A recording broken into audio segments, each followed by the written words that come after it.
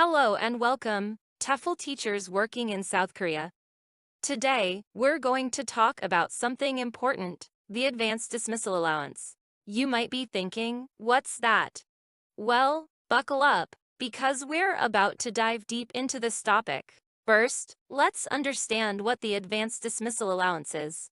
In a nutshell, if you get dismissed and your employer tells you to leave without giving a 30-day notice, they owe you an allowance. This is over and above your regular salary. Now, why is this important? Well, it's your right, as outlined in the Labor Standards Act's Article 26. This law states that if your employer fails to provide a 30-day advance dismissal notice, they must pay you ordinary wages for not less than 30 days. Here's a critical point. This is not the same as your regular monthly salary. So, don't get confused between the two. We will learn the difference in a bit. Alright, let's move on to some exceptions where the employer isn't obliged to provide a 30-day advance notice. Firstly, if you've worked continuously for less than 3 months, the rule doesn't apply. Secondly, situations like natural disasters or incidents making it impossible to continue the business can also nullify the need for a notice. Lastly, if an employee has intentionally caused substantial damage or loss to the business, fitting under the conditions established by the Ministry of Employment and Labor, the employer does not have to give the 30-day notice.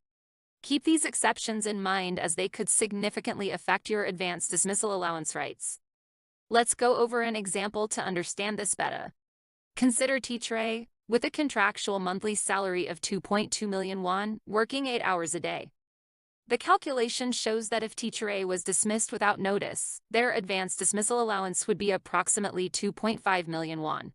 This is taxed, but it's usually a small amount. What should you do if you're dismissed without notice? Remember, if you plan to stay in Korea and find another job, get your letter of release first.